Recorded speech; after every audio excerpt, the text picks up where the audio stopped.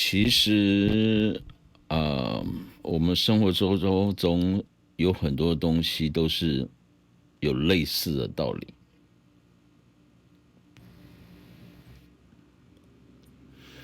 饮酒过量有害健康，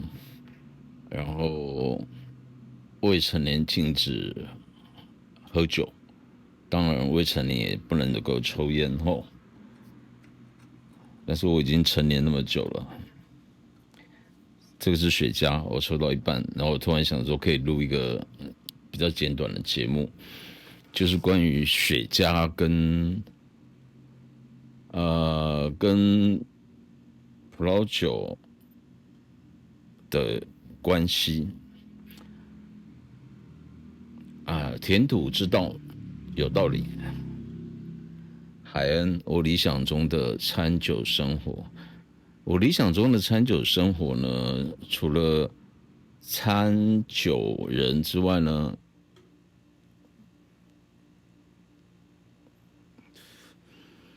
这几年其实我十几年以来吧，也研究了一些有关于发酵的其他的产品，酱油啊，或者是酱油啊、味淋啊，还有一些你乍看之下以为它跟发酵是没有关系的东西，但是它其实是有。比方讲，这根雪茄，当然这只是一个小雪茄而已，不是多大的。而且台湾雪茄跟跟那个清酒或是其他的酒一样，进到台湾来有课除了说关税之外，还会课一个烟酒税。烟呢，草字头底下一个鱼，那个烟呢，其实就包含了雪茄，或者应该讲说，在烟的这个系统里面呢，雪茄其实是站在最顶端的位置。我现在不是讲品牌，我只是单纯讲这个产品而已。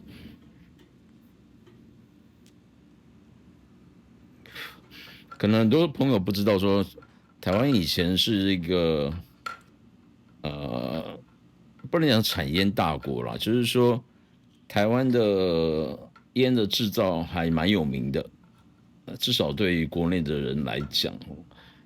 屏东烟厂嘛，然后花莲附近，花莲那边以前花莲凤林镇那边也有很多烟农的种植烟叶的场所。好像台湾的烟叶一直到几年前吧，我记得是大概6、7年前才正式的最后一片种烟叶的田被整个给消除掉了。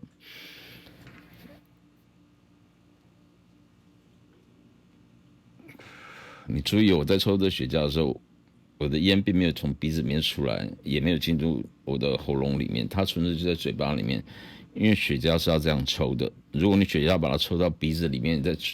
就是喉咙里面这样鼻子出来的话，你这个不叫抽雪茄，那根本就只是香烟，可能有人这样抽了哈，但是雪茄这样抽，有些人可能以为那不是抽空烟吗？不是，雪茄享受的就是这种它的香气在嘴巴里面的这种围绕的感觉，然后再吐出来。这时候你的鼻腔会觉得非常的香，那种香气呢，跟香烟是完全无法比的。应该讲说，香烟是跟这个完全无法比的。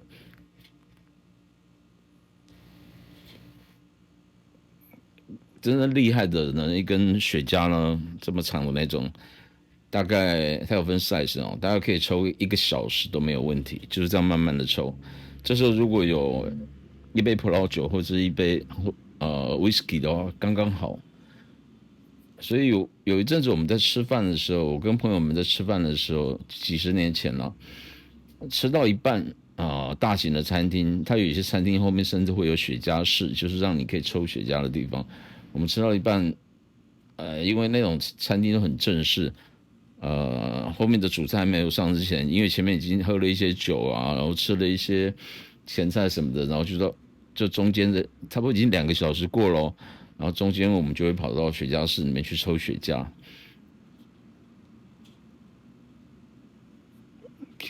顺便醒酒，顺便就是享受一下雪茄的这种味道。然后餐厅还会特别把我们接下来喝的红酒，把它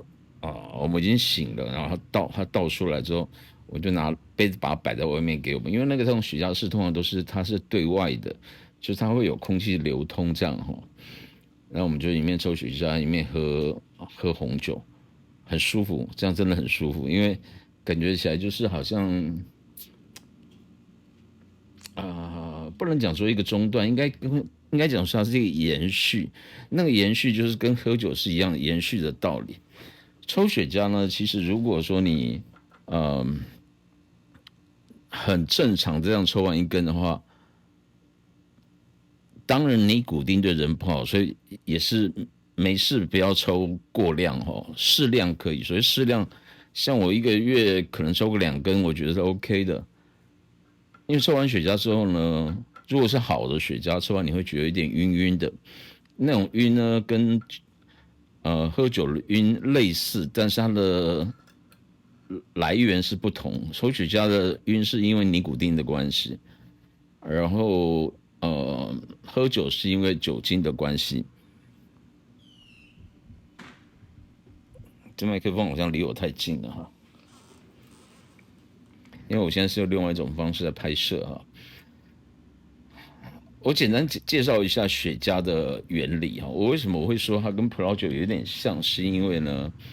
葡萄酒会有葡萄酒是葡萄酿造，葡萄酿造的话就是有葡萄树嘛，葡萄藤结果，然后经过一段时间之后采收下来，采收下来呢，它也会有所谓的风土嘛，然后采收下来这个鲜年结果如何，然后拿去酿造啊什么的，这个以前我都讲过了。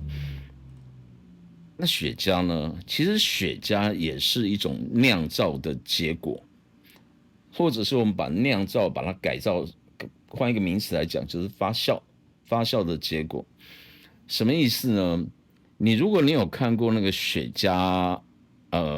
烟叶的话，不是雪茄，烟叶的话，它长起来一棵是好像一棵小，不能讲小树，它其实没有，并没有木质化，它底下还是茎哦，然后只是它的茎比较粗，往上长之后，然后一片一片摊开，那个每片烟叶是很大一片哦，这样摊开、摊开、摊开、摊开，然后一直往上长，很像什么呢？很像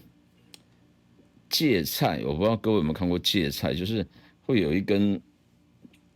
芥菜心嘛，或者是挂彩那种一根这样，然后它的叶子很大一片，大概可能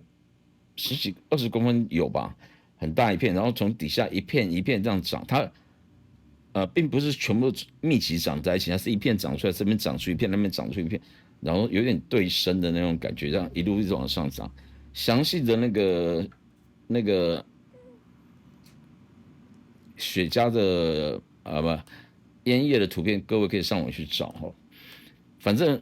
你要知道说那个烟叶是很大一片，而且它是从底下开始这样长出来的过程中，底下长，一路往上长，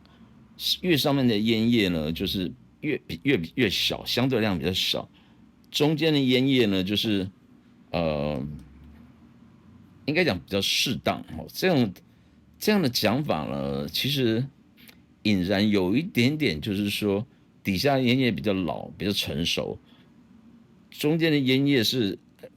里面含的水分，还有它的生长的那个各种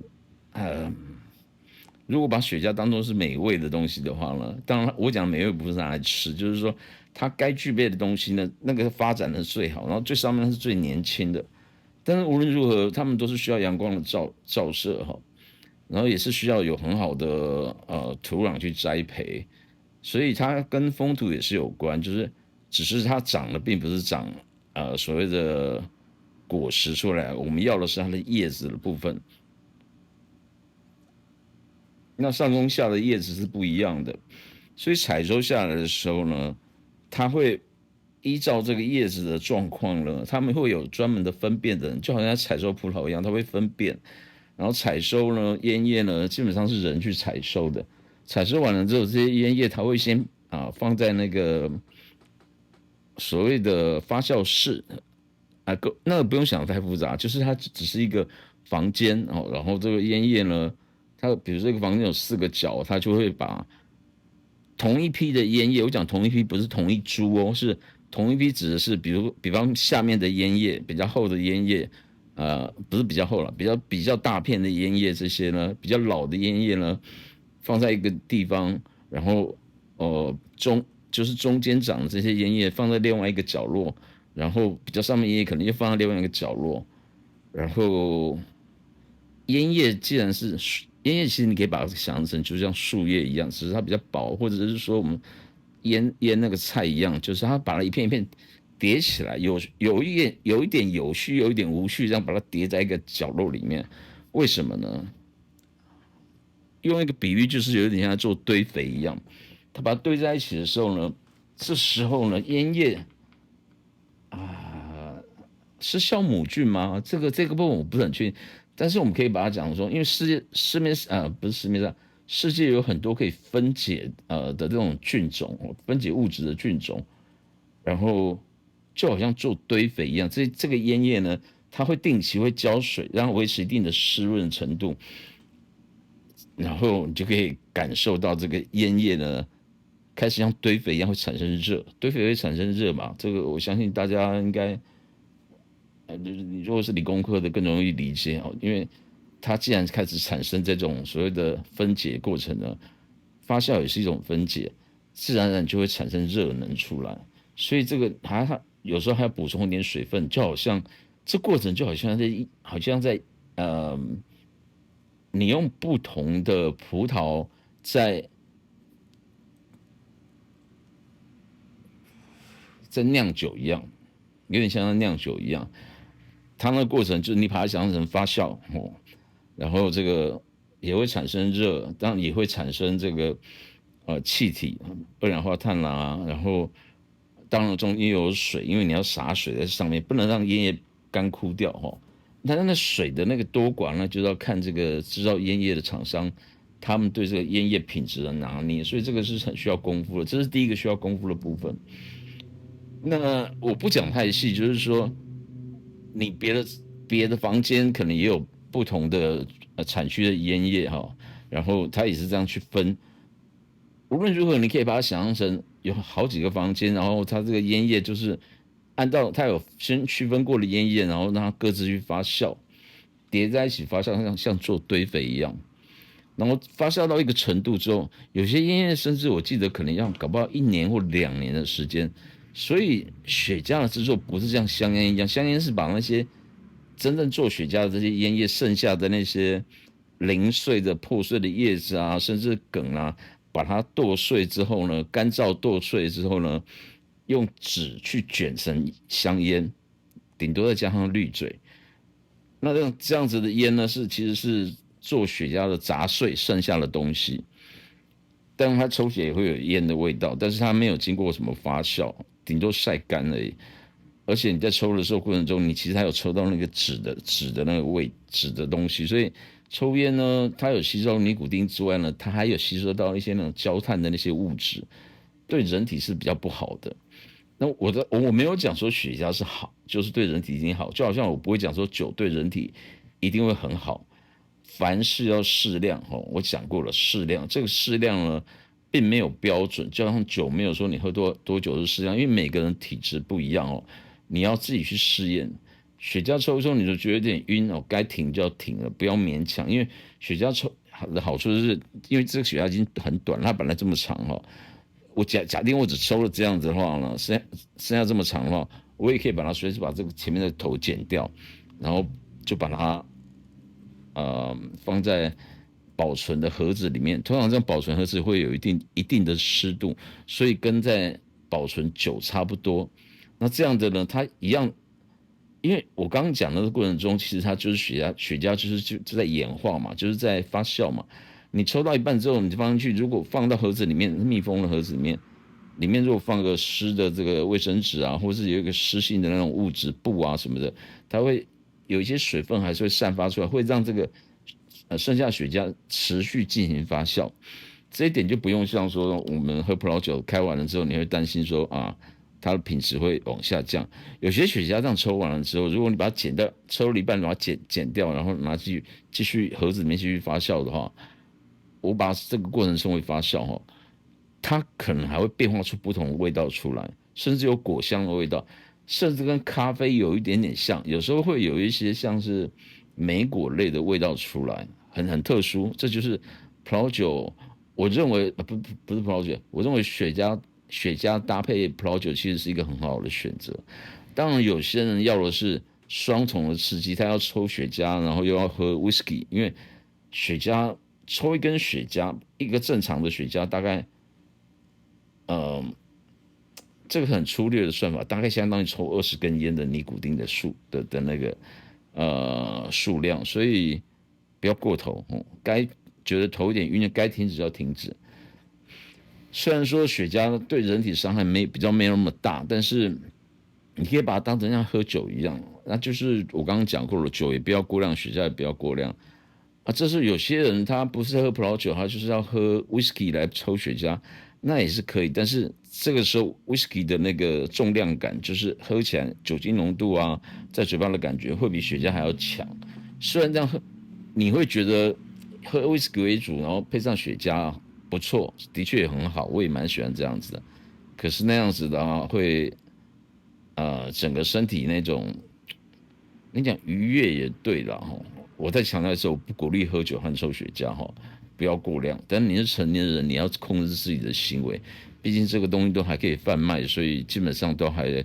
不算是毒品或什么的哦。只是他们的税都很重就对了。那你如果你抽雪茄，如果不是喝葡萄酒，你喝 whisky 的话，那个酒精感啊，尼古丁的感啊会更强，就是会让你更快的进入飘飘然的那种感觉。所以有专门的雪茄室啊，国外有那些，台北其实也有吧，就是有专门在卖雪茄，他们有雪茄室，然后那雪茄一抽很香，因为非常非常的香，那个不是烟，不是香烟的那种味道，带点臭臭。雪茄的香是非常的香，是那种有点像在喝很好的酒的那种香气。那我刚刚讲了这种你堆在角落这些烟叶呢，等到按照不一样的产地、不一样的大小，然后不一样发酵的程度呢，像堆肥一样不一样的程度，他们会把这个烟呢定期去检视，说这个烟叶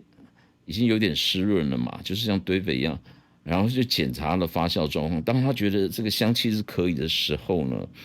因为雪茄里面也含有糖哦，雪茄叶里面也是有糖，只是没有那么多而已。这个时候呢，他会把这个雪茄所产生的这种尼古丁，然后还有那个雪茄本身就烟叶本身就有尼古丁哦，然后再加上发酵中，甚至还带有一点点酒精，然后再加上各种香气分子产生了之后呢，他们会去挑，那就好像波尔多酒的混酿一样，这一碟雪茄什么味，这一碟烟叶什么味道，这一碟烟叶什么味道，然后他会去组合出。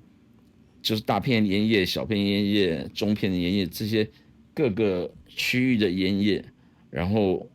把它组合在一起。他选哪些出来之后，他用叠合的方式，就是一片卷一片这样去叠合，然后最后呢，最里面当然是比较小的嘛，然后最后外面当然就是我讲的是高等级的雪茄，最外面就是用了最大片的叶子去把它裹起来，裹起来之后呢，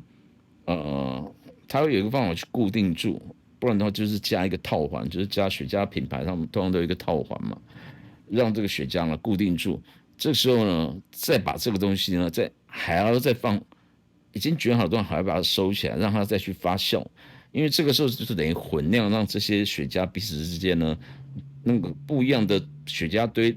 不一样的烟叶堆起来，组合起来，卷起来的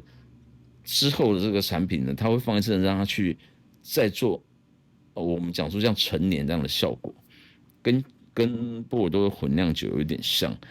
然后等到它全部都已经变成一致性的时候，他们就可以推出贩卖了。然后一盒可能卖10根，卖多少根？在台湾抽一根，你一个有品牌的雪茄，差不多比方讲大概它按照它的长度，它有不一样的称法哈，Corona 或者是什么，甚至有是 Churchill 就是丘吉尔的那种，反正很多种形状的哈。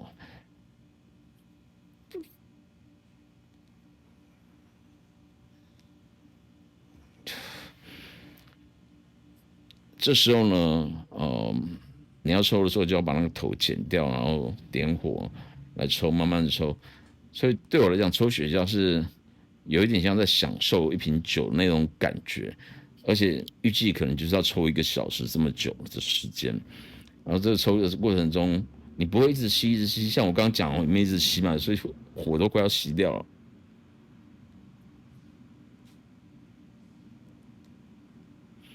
这个已经快要没有了。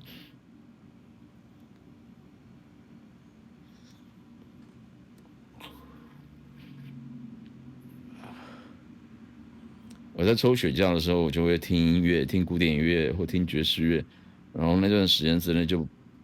不需要有任何人来吵我，就是只是把它当成是属于自己的时间，不管你喝葡萄酒或喝 whisky，就是享受可能大概1个小时左右的时间把这雪茄抽完，然后稍微注意一点通风。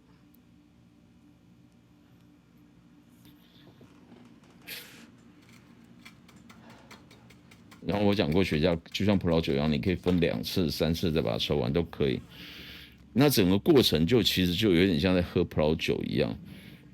然后它酿造过程也是混酿。我讲这些都是很基本的而已，我没有讲很深入的东西哦，因为很深入的东西，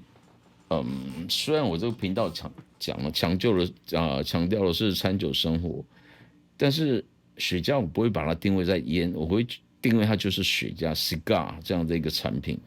它是一个酿造的产品，然后它也是可以享受，你可以把它想象成它是另类的餐酒搭配，另类的餐酒搭配。那抽完了就觉得心情会比较轻松一点。我今天就没有喝酒，因为我还在做一点事情，我要想要帮我这个影片做片头，但是我现在还不晓得怎么去弄，因为，我觉得越做越多会影响到我在做这个东西的平常心哦。而且，即便我在做这种，各位如果有兴趣看一下我这个前面几篇，就已经我在谈那个 DeepSeek 那个就已经有小粉红翻墙过来，在跟我讲这个 DeepSeek 多强有多强啊，其他的股什么科技股都怎么样怎么样怎么样我不争论这些细节啦，因为我现在慢慢发觉，比如说你洗脑洗得很严重的这些人呢，你跟他讲什么是没有用的，因为真的就如同网络上在讲的说，他们没有经过铁拳的毒打，他们会那种从小根深蒂固的观念，你根本就无法改变。就算他在外面的社会，他看到的也是都是阴谋论啊，或者是什么那个什么我的国伟大了我的国还是什么的。其实，如果这位朋友现在有听到我在讲这一集哦，DeepSeek 那个我不是不跟你争论，而是因为你和我得到的资讯是不一样的。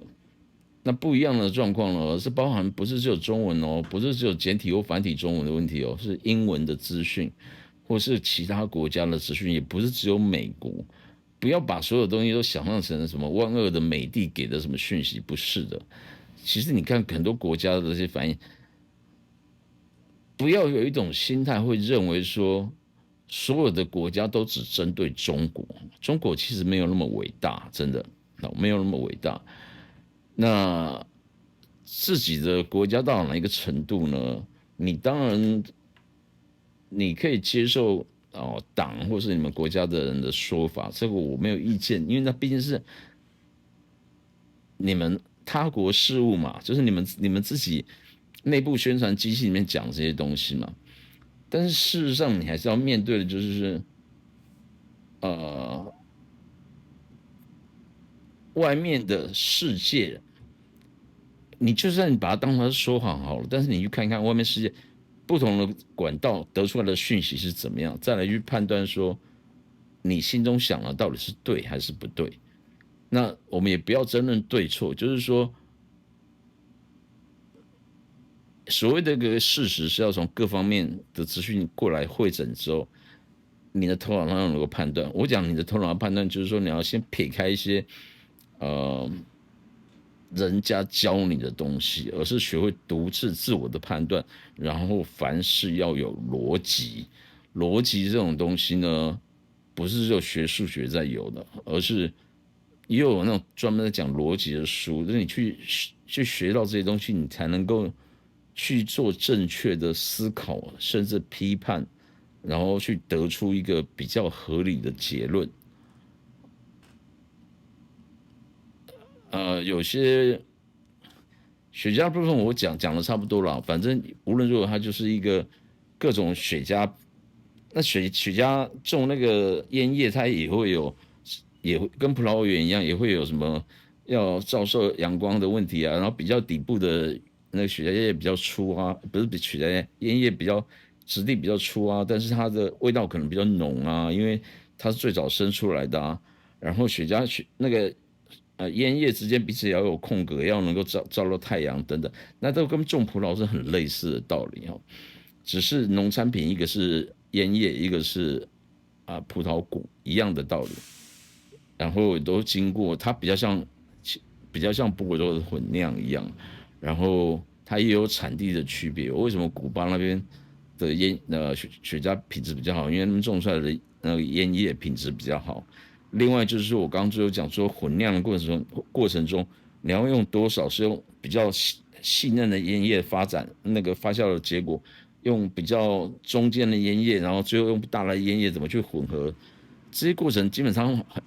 有些会把它切成一半，那做比较小根的；有些不是，它就卷成，所以有的雪茄很长一根哦。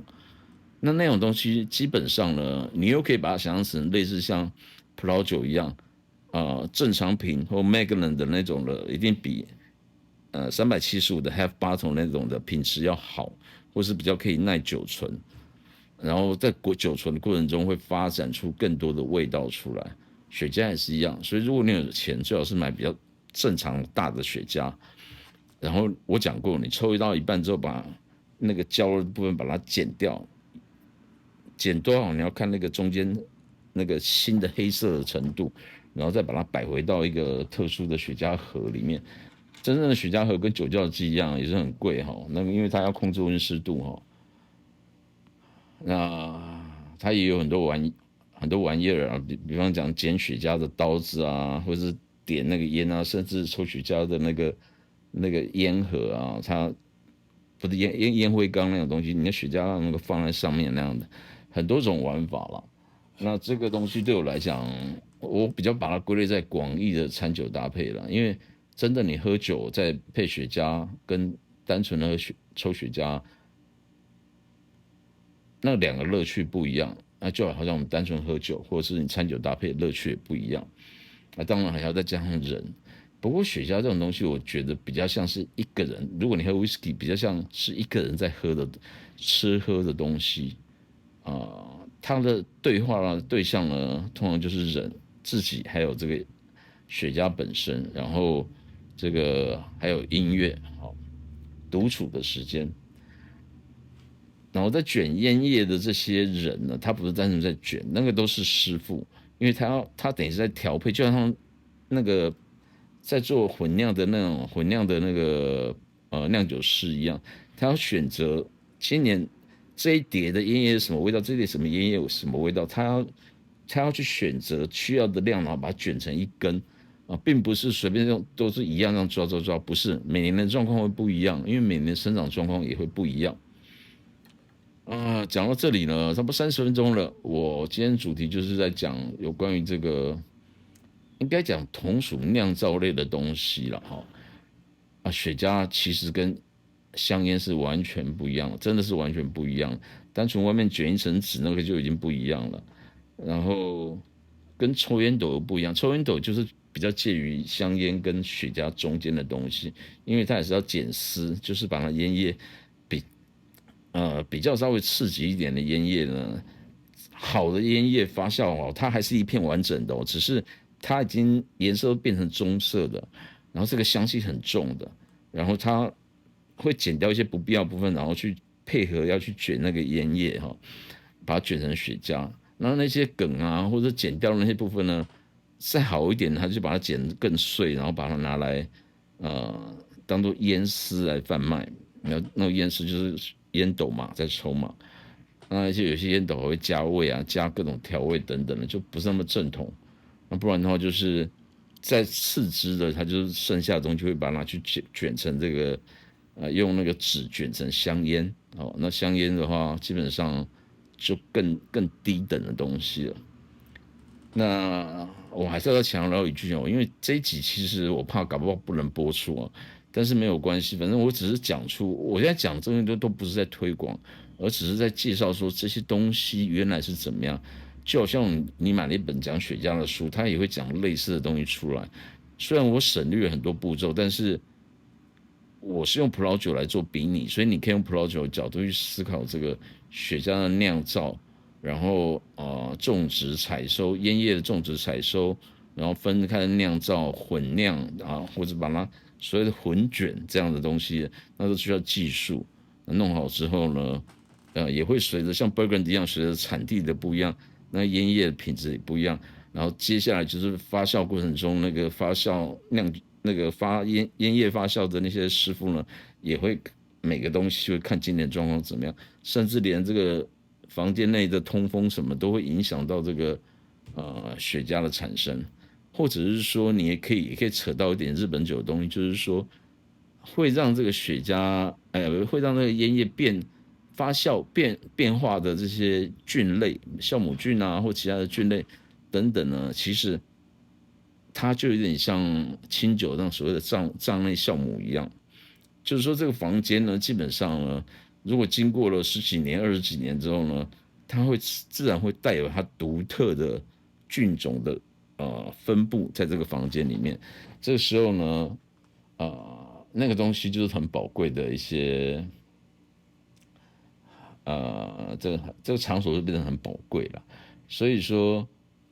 雪茄其实是很有趣的东西，它综合了我刚刚讲这几个，有一点葡萄酒，很多葡萄酒，然后有一点点清酒的那种味道的那种的制作方式，然后它也是需要很高超的技巧，特别是最后在卷烟叶的选择哪些烟叶该卷起来的这些师傅呢，其实是很受敬重的，因为它会决定了这批雪茄的味道的方向。好，那雪茄很贵，在台湾一根雪茄好一点的雪茄可能1000多块钱，就是这么长一根，其实基本跟一瓶红酒差不多一样的价格。当然雪茄很多个牌子啊，不要就像红酒，你不要只会喝5大或者是 Burgundy 的什么原一样。然后在南美洲那边有很多这种那个烟叶的地方，尼加拉瓜那个瓜地马拉或者是古巴很多地方都有。我记得委内瑞拉也有，然后我记得是尼加拉瓜好像也是不错的雪茄的烟叶的产地。那台湾早期呢的烟农最主要是拿来，我们的目标其实不是做雪茄，是以做香烟为主，因为品质上没有那么好嘛。但是有没有台湾的雪茄，我没有看过，因为我没有赶上那个时代。那现在连烟叶都没有了啊。那早期大家都是那些朋友们是抽香烟为主嘛，但是香烟跟雪茄绝对不是同一个档次的东西。你甚至可以把香烟把它当成是比 Table One 还要稍微再低级一点。然后真正好的雪茄就好像波尔多的特级园或 Burgundy 的什么什么园一样那种感觉，比较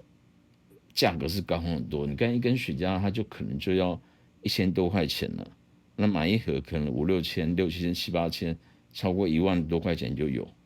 我前阵还写了，就之前还写了一篇文章，就是说，因为我血压上面那时候比较高嘛，所以那医生还跟我讲说，这个烟酒都不要碰。我说雪茄能不能碰啊？他说雪茄当然也不能碰啊，因为那个尼古丁更多。但是我说抽雪茄跟抽烟是不一样的东西。他说他知道我在讲什么，但是无论如何这些东西呢都是外加，就像酒精一样是外加与身体的东西，所以都不要过量，特别是在你的状况没有很好的时候。但是人有时候活到某个地步的时候，就好像我现在偶尔还是会喝一点烈酒或抽雪茄，雪茄现在大概还有80-90根吧，我都觉得应该都抽不完了，因为你不会因为这个急着想要去把所有的雪茄抽完，这个没有办法享受它的味道，那个就是也是要看心情、看人、看当时的气氛等等的。雪茄是很有趣的东西了。好，那最后我的结论就是，饮酒过量有害健康，未成年请勿饮酒。然后把酒这个字换成烟或者换成雪茄，一样的道理，一样的道理。但是就好像香槟，对于某些在国外的文化来讲，它是要庆祝的，所以开香槟，你说那个香槟那个嘣声，那个很多泡泡喷走，然后很多人在那边喷，不是浪费吗？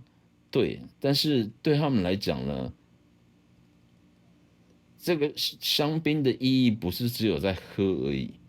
而是有些档次可能稍微低一点的，它做成那个气泡的状况去撒那个，它有欢乐的意义在里面。谁说欢乐一定要来自于喝呢？有时候只是外在的一些行为表现嘛。同样雪茄也是这样子啊，不过雪茄比较属于内敛的东西，它可能是你心里觉得苦涩，或者说你觉得很开心想要庆祝的时候，但是它就比较不是属于重热的东西，它是属于一个人去品尝，比较属于成年人，所以 adult 成年人的一些特殊的一种享乐的方式而已，不要过量哈，无论如何不要过量。这个再强调一次，这个节目这一集并不是在鼓励，而是在解说一些流程。虽然我没办法讲得很清楚，因为这时间很短，而且你知道这一镜到底的嘛，这镜头就在这里而已啊，然后麦克风在这里啊，一镜到底啊，所以我的头大概占了荧幕的1/3吧。无论如何哦，这个增加一点知识也是好，要不要尝试自己去试试看哦？但是不要不要过量哈，就这样子，好吧？填土之道有道理，我讲过了，田和土就是一个李明的李，雪茄那个那个烟叶是从土里面长出来的嘛，食材什么都从土里面长出来的嘛，所以填土之道有道理哈。